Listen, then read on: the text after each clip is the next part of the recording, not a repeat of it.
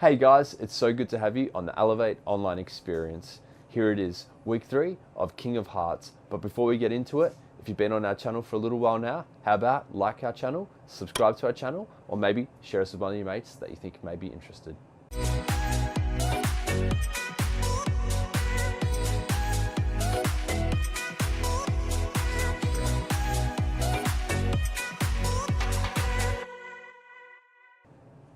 Today's awesome worship partner is Red Rocks Worship, coming all the way from Denver, Colorado.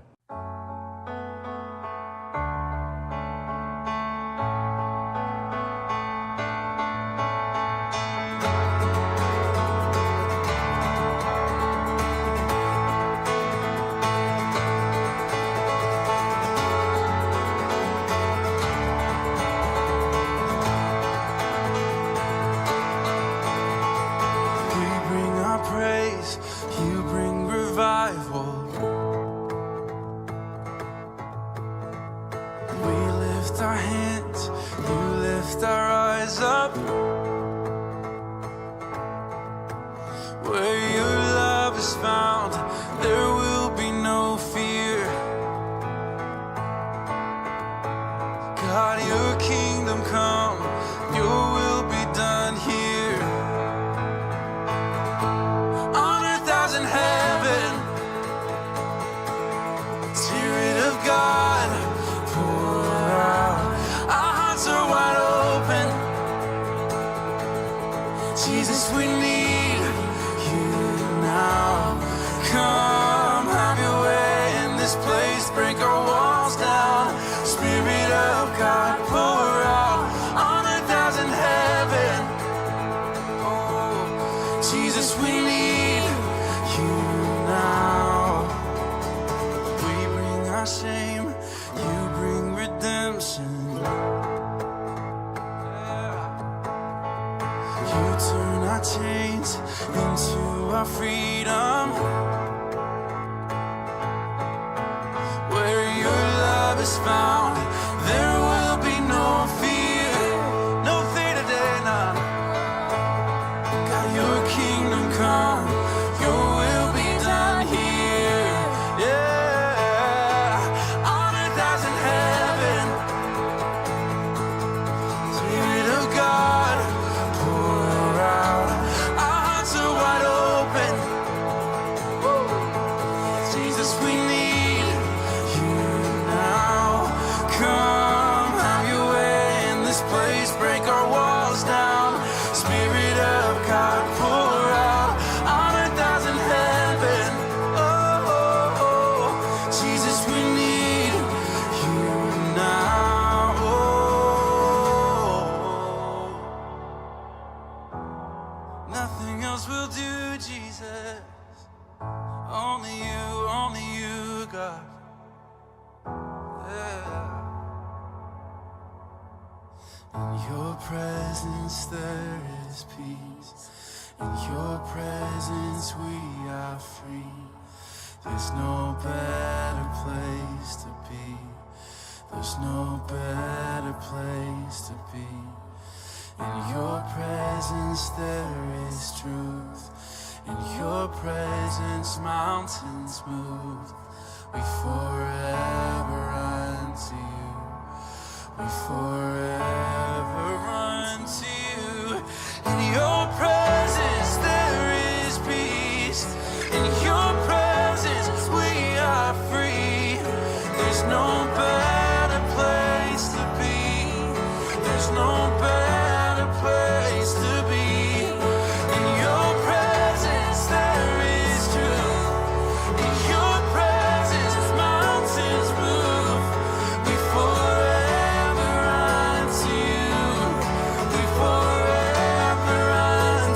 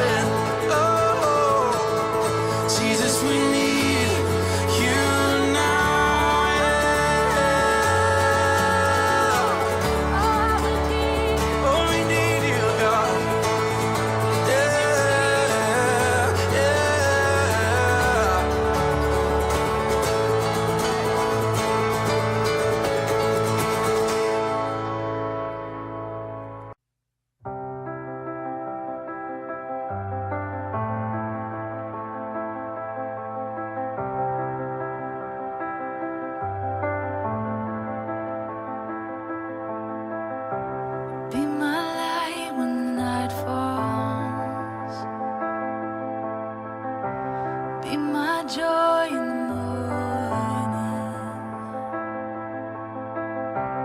Be my hope in the sorrows. By my side when I'm lonely. Be my truth when the lights come. And give me faith when I doubt it. When the voices say I'm no good at all. Be the voice that drowns it.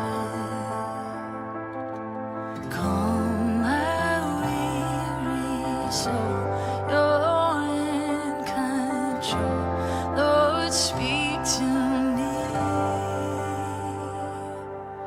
Set my feet to run to you.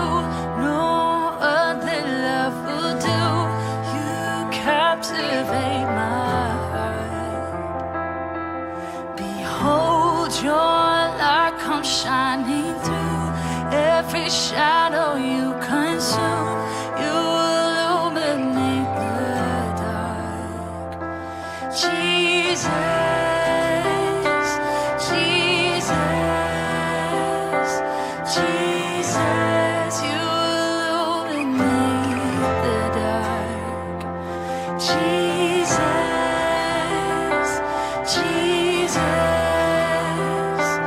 Jesus.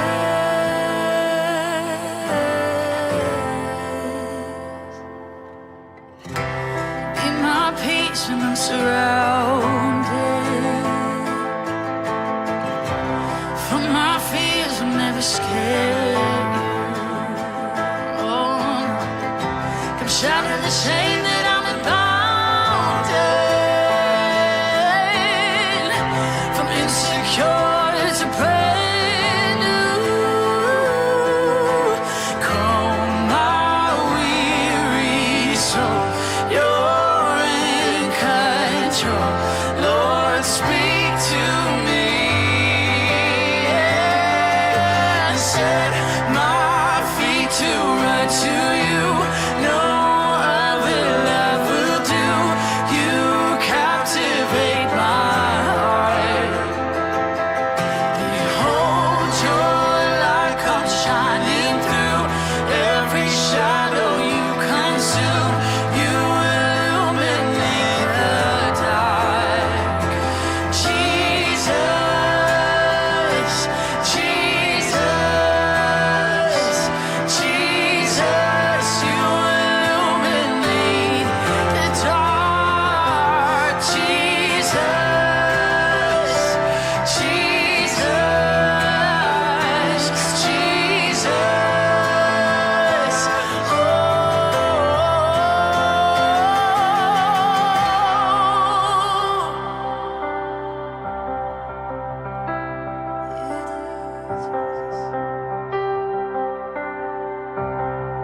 You illuminate the darkest part of me. You shine your light for all to see. No other love can mend a heart like running into my Father's arms. There's no too late, there's no too far. You're calling to me. No other love can mend a soul and make all the broken beautiful. My Jesus, for you I give it all. You're all consuming. No other love can mend a heart like running into my Father's arms. There's no too late, there's no too far. You're calling to me. No other love can mend a soul and make all the broken beautiful. My Jesus, for you I give it all. I give it all, Jesus.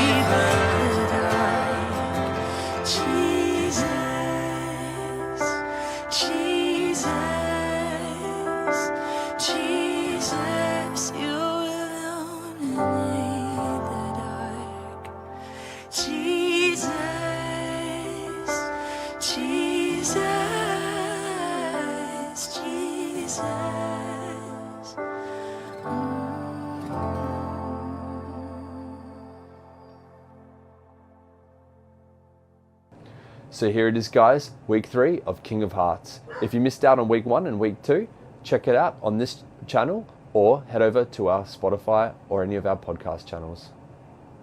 Well, hey there, Elevate family. Great to have you with us for this third week of our series, King of Hearts. And this series, we're taking a very deep dive, looking at the life and leadership of David. David became the second king of Israel, was famous for writing at least half of the Psalms that we still have, the Songbook of Israel. And really, the gold standard is that David has been described as a person after God's own heart. And so we're looking at what really he did through his life that would ultimately have that compliment, that affirmation spoken of him, things that we can learn not just for historical knowledge, but for application in our own lives, that we can become people who are known as people after God's own heart. And so week 1, we talked about the heart God favors, this idea that life is lived inside out, which is very countercultural. You know, we live in a culture where it's all about the externals. I mean, just watch an episode of Love Island UK and you'll know what I mean. No, I don't recommend you watch an episode of Love Island UK. Just take my word for it. But it's very, very much about the externals. But if life is indeed lived inside out, then our priority ought to be to develop our heart. Now, week 2, we talked about the worshipful heart. This idea that David, having been anointed as the next king of Israel, but not yet appointed, was in the gap, in the waiting room. And neither God nor David was passive while they were waiting. God was working while David was waiting, and David was worshiping while he was waiting. And there's a big, big lesson for us there. Now, because we're actually walking through the timeline of David's life, hitting the high points, well, also the low points, but ultimately, sequentially, it makes sense for you to go back and listen to the first 2 episodes if you missed either of them. Any of the major podcast platforms, you'll find us. Just type in or search for Elevate Church Perth and we'll be there. And that'll give you this kind of idea of how David's life unfolded. Now, today I want to talk about the courageous heart. You know, last week we in talking about waiting, you know, we recognize that waiting is something that we all have to do. It's something we all experience. Well, guess what? So is fear. You know, we might have different fears. We might have fears to different extents, but the reality is at some point we all experience fear. But get this, Robert Lee, the author of The Worry Cure, he cites studies that confirm that around or at least 85% of the things that we fear and worry about never actually take place. And he cites that of the 15% of things that do actually take place, 79% of the subjects cited that either they discovered they could handle it better than they initially anticipated, or that going through the experience taught them valuable life lessons. And so the conclusion for this, 85% of things don't come to reality, and of the 15%, there's a lot of good that can come out of them. The reality is we give fear way, way too much room in our hearts. And it's not a new phenomenon. In fact, if you read through the entire Bible, you'll see 2 things. One, you'll read that God says, don't fear 63 times, which is, you know, it's not a small number. And he instructs us to not be controlled by fear over 300 times. He said that and he recognized that because he understood that people give fear too much room in their hearts and that is not God's best for us. In fact, one of the most famous things that Paul ever wrote, he wrote it to one of his mentees, a young leader named Timothy. And Timothy was like young, early 20s, leading a church, presumably with people who are older and maybe considered in that culture wiser and more capable and qualified than him. maybe questioning himself, what does a young buck like me have to offer these people in my community? Not married, no kids. Paul wrote to him and said, "For God has not given us a spirit of fear and timidity, but of power, love, and self-discipline." So David gives us a working example of the triumph of courage over fear. And no guessing which time in his life he gave that example. Really, it's the most famous battle that's been recorded in the Bible. Something that is so famous it's made its way into our modern vernacular to describe something where there's kind of an unlikely underdog and a more presumptive victor. David versus Goliath. Now, this showdown takes place in a valley called Elah Valley. So what we have on either side of the valley is two armies. On one side of the valley is the Israel army, and the other side of the valley on a hilltop is the Philistine army. And among the Philistine army was a standout warrior named Goliath. Okay, now he's believed to and recorded to have been 7 to 9 plus feet tall, like approaching 3 meters. Whether he was 7 feet, 8 feet, 9, look, he was tall, okay? Even by NBA standards, he was tall. And he was not just like skinny, lanky tall, he was like jacked tall. And every morning and every evening, he would step in front of his fellow soldiers and he would look to the Israel army across the other side of the valley and he would taunt them. Every morning and every evening for 40 days. And he would taunt them, daring someone to come out and face him in battle. Because what was happening there wasn't like a Braveheart, everyone rush to fight each other kind of battle. It was what's known as representative battle, where one soldier from one army would be tapped to take on one soldier from the other army. And they would fight each other one-on-one. And whoever won, their entire nation would take over the defeated nation. Possessions, land, and the people in the defeated nation would become slaves to the victorious nation. So this was kind of a big deal. So Goliath, he was willing to step forward and be the representative for the Philistine army, but he couldn't find any takers from the Israel army. In fact, it's recorded in Samuel that on hearing the Philistines' words, Saul, the king, and all the Israelite soldiers, were dismayed and terrified. And this taunting went on every morning and every evening for 40 days. Very effective. Until day 40, a young man named David arrived on the Israelite front lines, and the game soon changed. Now, among the Israelite soldiers was 3 of David's older brothers. So David, he was too young and would have been considered unqualified to be part of the army anyway. He just he kept his regular job as a shepherd, tending the family sheep. Well, his dad, Jesse, was concerned about the 3 sons that were on the front lines, as a loving, caring dad would be. So he summoned David, and particularly this day, and said, "Listen, tomorrow I want you to take some, literally bread, some cheese. I want you to take them to the front lines, give them to your brothers and some of their fellow soldiers. And then I want you to come back with a report." So it's like I want to know how they're doing, and I want them to know that Dad loves them and is concerned for them. Well, David did that. David said yes to his father. The anointed future king of Israel said yes to his father. Now, by the time that David had arrived on the front lines, Saul, having had no takers, started offering incentives to his soldiers. Incentives of fame, incentives of fortune.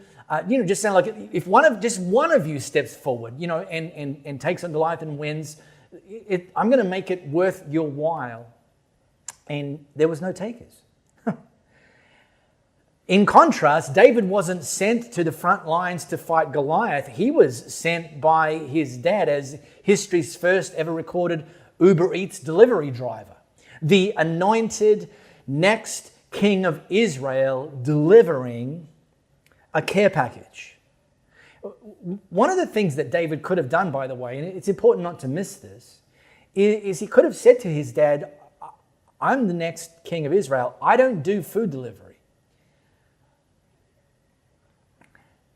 But he didn't, because that's not the spirit that he'd been cultivating. In fact, this is what he did. Early in the morning, David left the flock in the care of a shepherd, loaded up and set out as Jesse, his dad, had directed. Faithfulness in the little things matters. In fact, how you handle small assignments is a clue to how you will handle bigger assignments. Not only that, how you and I handle small assignments is actually a clue as to whether we'll ultimately be entrusted with more responsibility, with bigger assignments. Jesus said it this way: whoever can be trusted with very little, it's a clue, can also be trusted with much. And whoever is dishonest with very little, it's a clue, will also be dishonest with much. And this applies to all areas of life and leadership. And there's two mistakes we can make when we're asked to do small things. One, we can begrudgingly do them, but just not do them well. Convince ourselves it's just a small thing, it doesn't really matter. No one's watching, not huge consequence, and we don't bring our best. Or we convince ourselves that when I get the bigger assignments, then I'm going to put in the effort. Then I'm going to bring my best. And yet, no, Jesus says you won't get to be entrusted with more if your spirit and your heart and your commitment isn't being diligent and bringing your best to the little. And so here we see the next king of Israel got up early,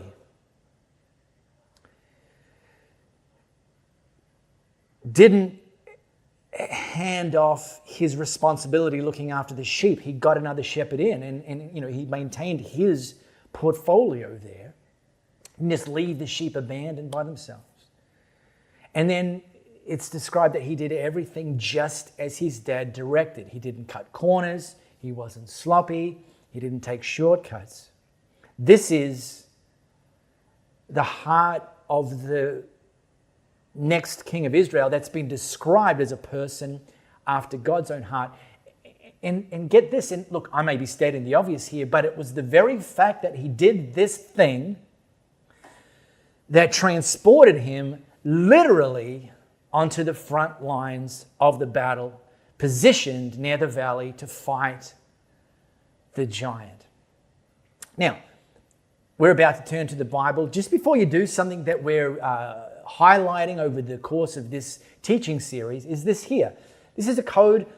Open your smartphone camera now and scan this. And what this will do is it'll take you to the Bible app, and it'll allow you to set Elevate Church as your church in the Bible app. And what we're doing is every single week on a Monday, we're adding a new featured plan around the life and leadership of David in the Bible app, and you'll be able to see it directly by the fact that you've set Elevate Church as your church. So that's super easy, super easy. Now, speaking of the Bible app and scanning, get your phone. This is the flow code. If you zoom in and scan this right now, it will take you to the slice of the Bible that I want us to drop into now. 1 Samuel chapter 17. Now, while you're doing that, let me give you the up-to-date context. Goliath, once again, in the morning, stepped forward and started taunting the Israelites. Saul and all of his trained soldiers continued to be dismayed and terrified. Only this time, a young shepherd boy named David heard the taunt of Goliath. And his response was very different from Saul and the Israel army. Who is this pagan Philistine anyway, that he is allowed to defy the armies of the living God? David wasn't afraid. He was furious. He was indignant. Now, we all have something in common with the Israelites. In fact, we all have something in common with David. We will, on more than one occasion in our life, face giants. It's not a question of if, it's a question of when. The knock-on question is, what's our response going to be? Is it going to look like Saul and the Israelite army, or is it going to look more like David? And if you want it to look more like David, how can we get there? Well, first of all, it's vital to remember your past victories. It's a good chance that the next giant you face isn't going to be the first giant you've ever faced. And the fact that you're facing a new giant means that the one that you faced before, and maybe before that and before that, you've actually lived to tell the story. And the same God that got you through the last giant and the one before that and the one before that is ready, willing, and able to be with you to tackle this next giant.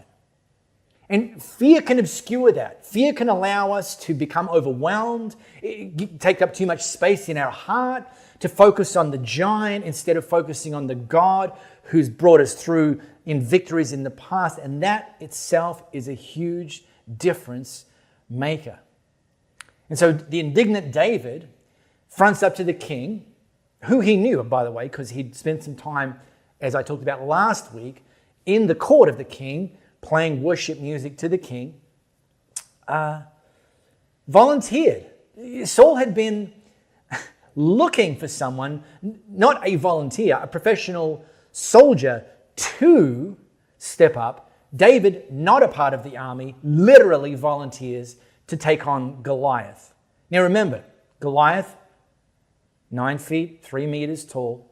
By contrast, David's less than 5 feet, less than 1.5 meters. Would have been a little bit like this: Shaquille O'Neal and Olympic gold medal gymnast Simone Biles. I mean, even more, but you get the idea. Yeah. Well, it's no surprise when you look at this kind of contrast that Saul pushed back. Don't be ridiculous, Saul replied. There's no way you can fight the Philistine or possibly win. You're only a boy, and he's been a man of war since his youth. But David persisted. I've been taking care of my father's sheep and goats, he said.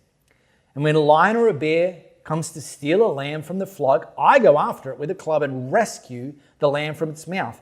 If the animal turns on me, I catch it by the jaw and club it to death. Have done this to both lions and bears, and I'll do it to this pagan Philistine too, for he has defied the armies of the living God. The Lord who rescued me from the claws of the lion and the bear will rescue me from this Philistine. He's remembering his past victories. Still, on the surface, this looks like a very unfair, impossible contest.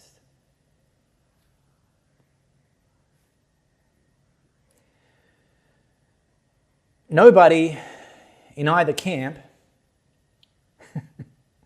when they're getting wind that this scrawny David's willing to take on this giant Goliath, is opening their sports betting app and putting some money on David. I can be pretty confident of that.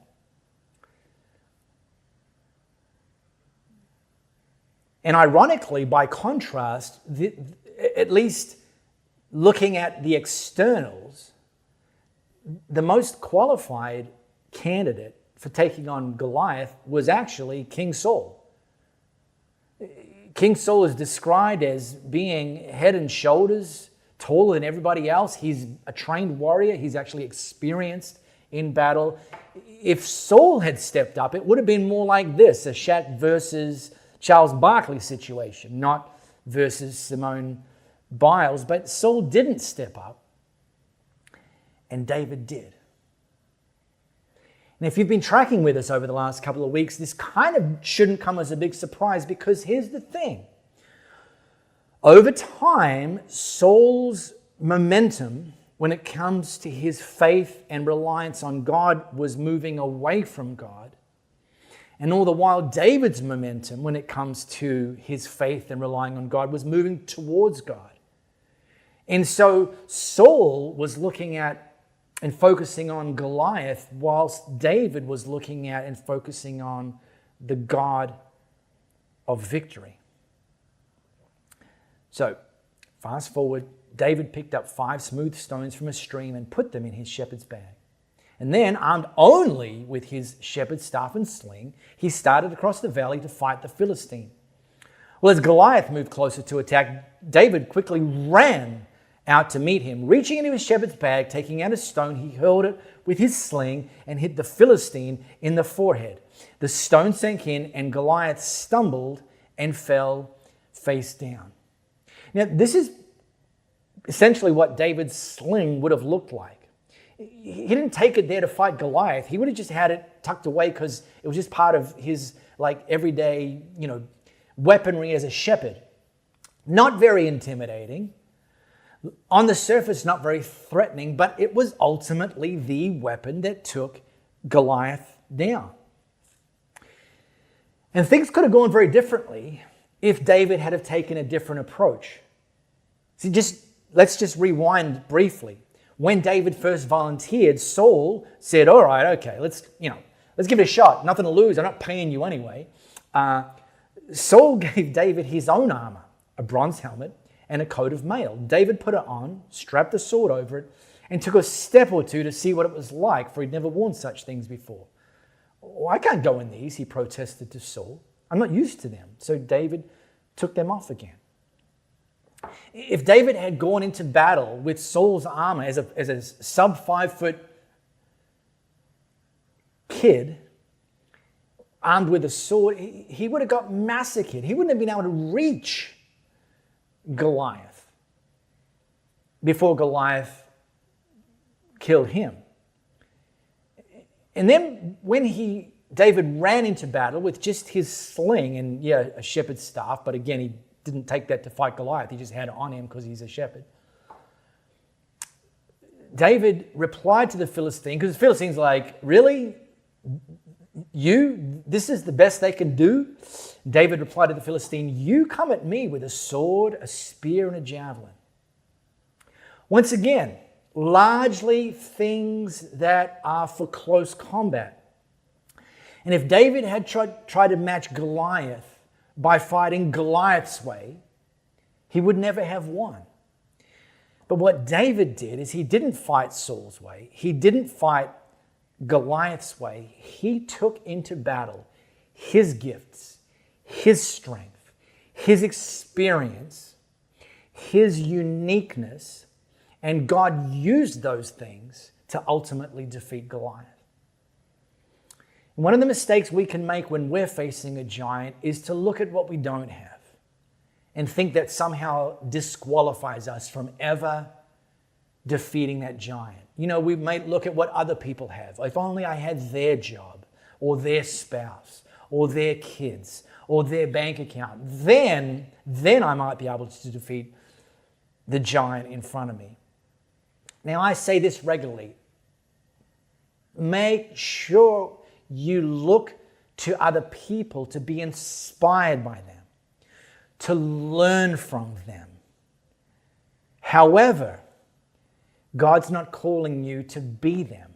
God's calling you to be you. Now, the best version of you, the stretch version of you, but ultimately take what it is that God's put in your hand uniquely, and with His power and His presence and His strength and His courage, take those things into battling your giants. And God promises that together you will be victorious. If you've been joining us for a few weeks at home, guys, and you've been thinking you'd like to help us reach and build into people all over the globe, the ways to give can be found just below. Also, if we can pray for you from our app, head over to the Elevate Church AU app, send a next request, and we'll help you out from there. Anyway, guys, it's been an absolute pleasure having you this week, and we look forward to seeing you next week. Until then, take it easy.